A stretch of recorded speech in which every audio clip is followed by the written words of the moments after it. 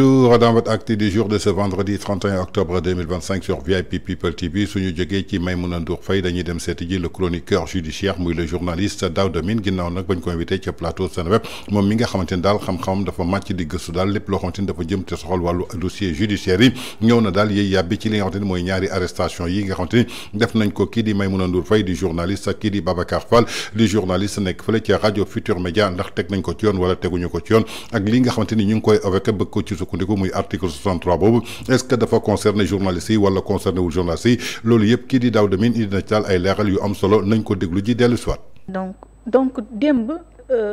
libéré nañu tey ma wax sax balaa maa ñëw ci cas Babacar moom libéré nañu ko waaye ñu tegoon ay charge am ñaar Maïmouna Ndour Faye atteinte à la sûreté de l'État atteinte à l'autorité de la justice. Comment peut-on expliquer diggante interview bi ak interpellation bi ñaari charge yi ñu teg ci kaw. waaw ma gisuma ko wax honnêtement mooy li ma la wax sànq c'est-à-dire que man li ma la wax noonu gisuma benn infraction bu nga xamante ne mën nañ koo teg ci Maïmouna Ndour Faye wala mën nañ koo teg ci Babacar Fall gisuma ko élément yi nga xamante ne moo am yow journaliste jël nga ku nga xamante ne c'est quelqu'un bu mën a joxe information bi soxla nga ko askan bi soxla nga ko nga tànd ko sa micro je vois pas une faute bu nga xamante ne mën nañu wax ne par exemple yow tu as attenté véritablement à l'intégrité du territoire national xam nga tu es quelqu'un bu nga xamante ne da ngay saper le moral des troupes wala da nga saper véritablement l'autorité de la justice et consort gisuma ko j'ai pas vu ça gisuma ko donc je vois pas véritablement infraction bu nga xamante ne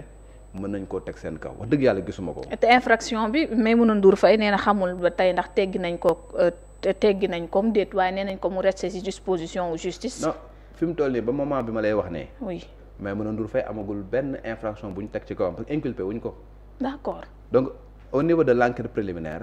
les gens ils se basent sur des indices pour placer quelqu'un en garde à vue boo xoolee même dans les procès-verbaux d'enquête préliminaire les chroniqueurs judiciaires yiy lire ay procès-verbaux da ngay gis ñu naan c'est des indices graves et concordants xam nga de nature à motiver xam nga une garde à vue et consort donc loolu noonu nga xamante ne jël nañ ko jàpp ne ay ñaawteef lañ ay indices lañ jàppoon ni dafa def loolu ñu daal di koy placer en garde à vue maintenant kañ la amoon ay charges yu nga xamante ne day tegu ci kawam mooy su fekkoon ni jël nañ ko tey déféré woon ko au parquet daal di jël moom ci boppam daal di koy inculper du transmettre le dossier au niveau du tribunal des flagrants délits wala mu jox ko en juge d'instruction inculpé ko bu boobaa la ñuy doog a wax ne y a des charges qui sont retenues contre moom mais fi mu toll nii ma lay wax ne y a aucune charge bu nga xamante ne qui a été retenue contre Maïmouna Ndour Faye ni contre Babacar Fall fi mu toll nii ma lay wax ne d'accord alors Babacar Fall moom dañoo tere Maïmouna Ndour Faye alors moom le matin mu jël Madiambal Diagne waaw Madiambal Diagne li mu wax fee yëpp résumé na ko daanaka ci fële ci gisin nag mu mel ni Babacar Fall li ñu doon bañ loo Maïmouna Ndour moom da koo def ñu fekk ko fa patamee ko moom itam yóbbu ko fa nga xamante ni moom moo di commissariat central laata mu fay am garde à vue boo xamante ni xaw na ñu ci door a toftalu libération moom tamit ndax du erreur de sa part wala boog il a agi en tant que journaliste. dañ ko tooñ li ko texte yi may moom la def il a le droit de chercher des informations constitution bi may ko code de la presse bi may ko dama ne la tey jii jusqu'au moment où je parle gisuma benn article boobu nañ ma ko war na su fekkee ni am na. man bokk je dis. Il y en a qui ont évoqué l'article 363 du code pénal. Waaw. Dans la rigueur des principes une arrestation donc voilà de ces journalistes loolu moom moo koy justifier. Article 363 bu code pénal bi waaw. maa ngi gis Papa Ahmadou Mbaye le juriste hier moom la évoqué. ci respect inscription bi qui est secrète waaye ak li nga xamante ni moom moo di secret défense. article 63 yeeg yooyu dafay protéger li nga xamante ne moom mooy secret enquête secret mais loolu ñi nga xamante ne ñooy véritablement ñoom ñooy enquêteurs yi lay concerner principalement parce que ce sont ces personnes là ñoom ñooy ñëw auditionner boo auditionner ba pare ils doivent tout faire pour protéger le secret dafa mel ni comme un secret médical wala mu nekk secret de l'enquête et conso yow mi nga xamante ne yaa yor dossier bi am des informations sensibles tu dois pas divulguer ces informations là si tu les divulgues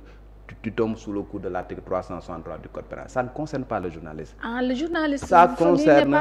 concerne les personnes ñu nga xamante ne ñoom ñoo nekk les enquêteurs parce que booy enquêter tu as des informations sensibles.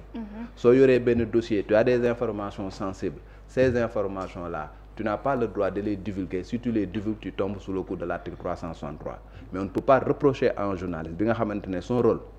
c'est le collecter, traiter, diffuser une information loolu mooy rôle du journaliste. Mais su may collecter dinaa dem à la pêche de l'information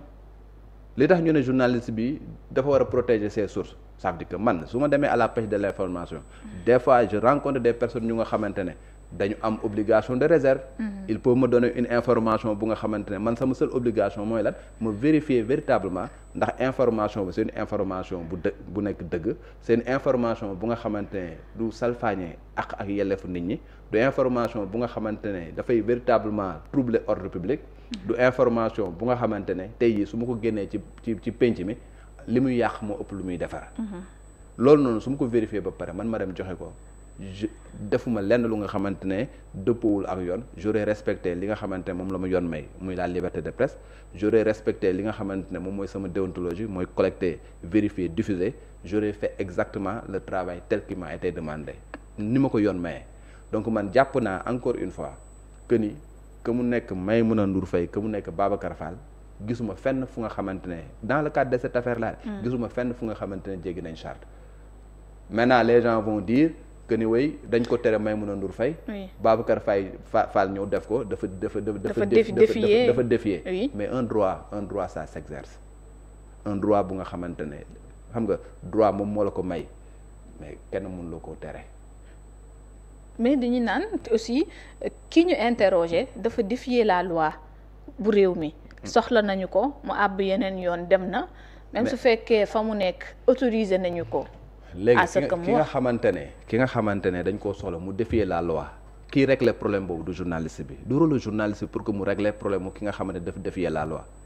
quand quelqu'un défie la loi c'est à l'État du Sénégal de faire en sorte que ki défie la loi ñu teg ko ci yoon il faut que ku nekk reste ci rôle am l'État du Sénégal gis na ni Madiambal Diagne ñoom jàpp nañ ni Madiambal Diagne dafa défier la loi initier nañ une procédure def nañ notice rouge pour ne ñun nañ ko localiser nañ ko jàpp loolu c'est pour faire en sorte que ki nga xamante ne jàpp nañu dafa soustraire xam nga ci li nga xamante ne moom la yoon tëral ñu mun koo jël xam nga teg ko ci fi nga xamante ne foofu la yoon loolu état mi ngi ci rôle am est-ce que les journalistes amoon nañ possibilité def notice rouge amuñu ko du seen rôle état moo am possibilité def na ko est-ce que journalistes am nañ possibilité def mandat d'arrêt international du seen rôle justice moo am rôle boobu est-ce que tey jii état du Sénégal am na possibilité ñun journalistes am nañ possibilité daal di demander une extradition pour que Madiambal ñëw fi amuñu possibilité wu état du Sénégal moom moo am possibilité def ko donc su fekkee y a quelqu'un bu nga xamante ne dafa défier la justice daal di ne moom kat li nga xamante ne dañ koo teg ci kaw moom àndu ci il fait tout pour se soustraire xam nga ci loi boobu il revient à l'État de faire les diligences qui s'imposent pour teg ko ci yoon et je pense que loolu mooy li nga xamante moom moo nekk di am notice rouge état du Sénégal def na ko il y a un mandat d'arrêt international bu nga xamante justice sénégalaise def nañ ko il y a une demande d'extradition bi nga xamante ne aujourd'hui c'est pendant devant la justice française et l'État du Sénégal est en train de faire les diligences pour au moins donner les arguments à l'État à la justice française pour que ñu jébbal Madiambal Diagne état du Sénégal pour que ñu mën a teg ko ci yoon loolu rôlu état la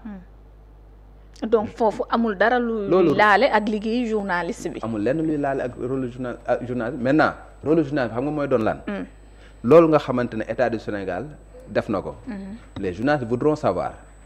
Madiambal Diagne actuellement ni procédure bi nga xamante ne c'est pendant devant la justice na laa koy wax sax française fan lañ ci toll lan mooy li nga xamante moom moo ci am lan moo ci nangam ak nangam loolu yow sénégalais bëgg nga ko xam xam nga képp kuy sénégalais fii bëgg na ko xam te ñooñu nga xamante ne bëgg nañ koo xam aussi il compte sur les journalistes pour que ñu informer leen par rapport à tout cela loolu mooy rôle journaliste bi d'aller collecter ces informations là et c'est exactement ce qui a été fait tey dans le cadre de la collecte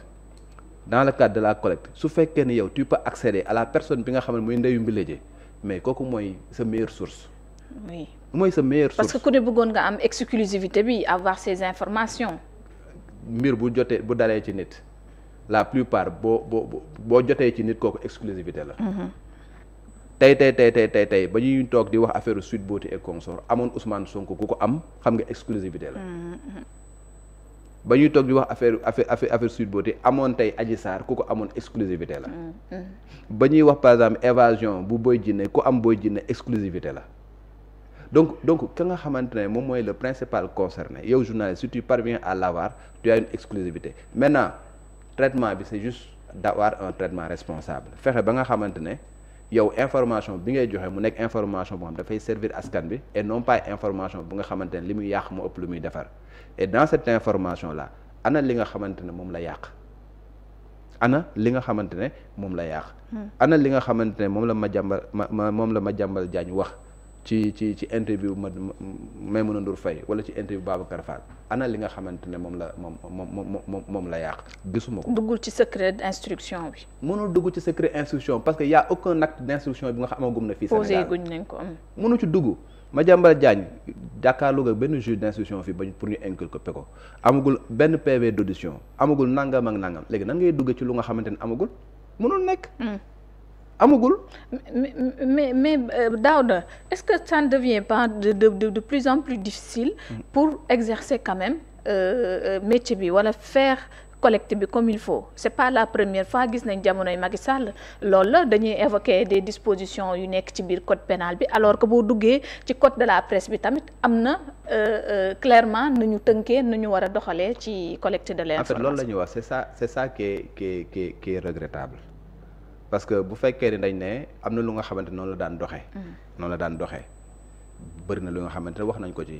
ci ay code yu bëri ñu jàpp ni am na lu nga xamante ne mën nañ koo soppi ci code yu bëri tey les assises de la justice c'était justement ça assises de la justice bi ñu demoon ay Diamniadio c'était justement ça. On a remarqué que sur telle chose am na nu muy doxee jàpp nañ ni. kon ñoo ko déggandoo muy kaddu yi nga xamante ni moom le chroniqueur judiciaire di le journaliste Daouda Mine nga xamante ni xam-xam dafa màcc jëm ci lépp loo xamante ni dafa soxal dossier judiciaire moom lay gëstu moom lay wax xam li nga xamante ni moom la article yi wax jëmale ko ci code de procédure pénale ba ci code pénal gis na ne daal li nga xamante ni mooy Maïmouna Ndour Faye interview bi dox ci digganteem ak Madiambal Diagne ak diggante bi nga xamante ni ñu ngi koy diviser éruption bi nga xamante ni gendarme yi def nañ ko ci lokoom daal di koy arrêté ak ñaari chef d'accusation yi nga xamante ni teg nañ ko ci ndoddam loolu yëpp lan moo koy justifié moom mi di chroniqueur judiciaire bi ba léegi daf ko daal di jaaxal xamul fan la ñu sukkandiku fan lañ ko teg Maïmouna Ndour Faye journaliste la dafa am droit dem wëri ji information te su amee information daf ko war a jox askan bi ndaxte métier bi nga xamante ni moom la tànn muy journalisme moom moo ko daal di jox kon tey jii gisul benn yoon ban yoon la état du Sénégal mën a jaar ba daal di def éruption ba noppi daal di violer lépp loo xamante ni ay texte la dugg ci biir ba noppi daal di koy arrêté moom daal kii di chroniqueur judiciaire bi jaaxal na ko lool ginnaaw loolu nag li nga xamante ni moom la ñu bañaloon Maïmouna Ndour Faye ci talaata ci guddi ba ñu xëyee àllarba ci suba moom Babacar Fall nekk fële ci rajo Futur Média daf ko daal di réussir am li nga xamante ni mooy Madiambal Diagne ginnaaw lépp loo xamante ni waxoon na ko ci Maïmouna Ndour Faye te askan bi jotuñu ko woon dégg moom mi nga xamante ni maanaam mooy Babacar Fall daf ko daal di tënk bi mu ko tënkee daal di koy wax foofa ci rajo Futur Média ginnaaw loolu nag la ñu gisaat policiers yi def la ñu defoon ca télévision Maïmouna Ndour Faye ñëw foofa ca Médina patame kii nga xamante ni mooy Babacar Fall moom aussi daal di koy mënate yóbbu ko fële ca sûreté urbaine ginnaaw nag ba nga xamante ni moom defu fa sax 24 heures ndax ñaari chef d'inculpation yi ñu tegoon ci ndoddu kii di Maïmouna Ndour Faye bi nga xamante ni jotul sax diffuser intégralité entretien bi alors que moom Babacar Fall diffusé na ba noppi est-ce que loolu lañ tegoon ci kawam ak li nga xamante ni moo sukkandiku ci libération fan lañ ko teg est-ce que tey dafa am benn yoon boo xamante ni dafa tere benn journaliste mu interviewé ki nga xamante ni maanaam citoyen sénégalais la bi nga xamante ni tey jii dafa nekk ci coup mandat d'arrêt international gisuñu benn texte wala benn loi boo xamante ni daal prévoir na ko moo tax toujours ñu ngi posé wu question kan moo ordonné li nga xamante ni mooy station Maïmouna Ndour Faye ak kii di Babacar Fall dossier yu ëpp yoo xamante ni suñ ko gisoon kii nga xamante ni mooy procureur dafay daal di autosaisir te bés bu procureur autosaisir foog ñu jébbalaat ko dossier bi moom ci boppam moo koy jébbal kii nga xamante ni mooy juge d'instruction soit mu libéré ko soit par contrôle judiciaire wala may ko liberté provisoire dossier bi nekk en cours mais ba fii ñu toll gisuñu benn poursuite wala benn charge boo xamante ni toppee nañ ko ñaar ñi nga xamante ni tey jii fële lañu yem maanaam mooy ca commissariat police ndaxte li nga xamante ni mooy procureur jotul benn yoon benn dossier ba jébbal ko juge d'instruction pour que mu am ay poursuites kon donc lan moo waraloon coow li ak tole bi nga xamante ni tey jii gàkkal na image yu Sénégal jëmale ko ci àdduna wërngal këpp muy jamono ji nga xamante ni ñëpp koo xamante ni da nga bokk ci presse francophone nekk ci Afrique fii lañ doon daje ñu gis ay gendarme yu def éruption ci biir këru taskatu xibaar ba noppi di arrêté ñaari journaliste ba noppi daal di couper ñaari chaîne de télévision donc doon na daal loo xamante ni tey jii ñu bare rafetlu wuñu ko daal dinañ koy ñaawlu fu ñaawlu yam ginnaaw loolu nag moom mi nga xamante ni tey jii mooy journaliste bi ñenn ñi nga xamante ni dañu sukkandiku ci benn article 63 bi nga xamante ni daal moo tere ñaari journalistes yi def loolu moom mii di journaliste bii di chroniqueur judiciaire Daouda Mine daal dina koy weddi ba mu set wecc article boobu concerné wul journalistes yi mi ngi concerné ñi nga xamante ni tey jii mooy enquêteurs yi suñu xasee ba ubbi enquête daal di auditionné lépp loo xamante ni wax nañ ko ci biir ñoom waruñu ko génne donc dañu war a protéger li nga xamante ni mooy secret bi nga xamante ni mooy enquête bi suñ ko génnee nag si la ñuy sukkandiku ci article 63 boobu kon doon na daal loo xamante ne tey jii ñu bëri ñu ngi koy ruumandaat concerné wul ñaari journalistes yi dañu am droit à l'information am droit dem interview ji doomu aadama mu daal di teg te ki nga xamante ni interview na ko ba tey jii dégguñu dara loo xamante ni wax na ko mu dugg ci dossier bi nga xamante ne mooy dossier judiciaire bi dafa ñëw ci ay révélation en tant que casquette journaliste bi nga xamante ni am na ko en tant que ki nga xamante ni aussi homme d'affaires la tey jii suñu sukkandikoo dafa mel ni daal état bu Sénégal moo daal di perte ci li nga xamante ni def na ko ci dossier Madiambal Diagne ndaxte Madiambal Diagne bi ñu jàppee woon un fugitif tey jii soo demee ca bitim réew foofa ca France lan lañ ko jàppee un opposant exilé kon jàpp na daal ki ñu persécuté la fii nga xamante ni mooy ci réewam.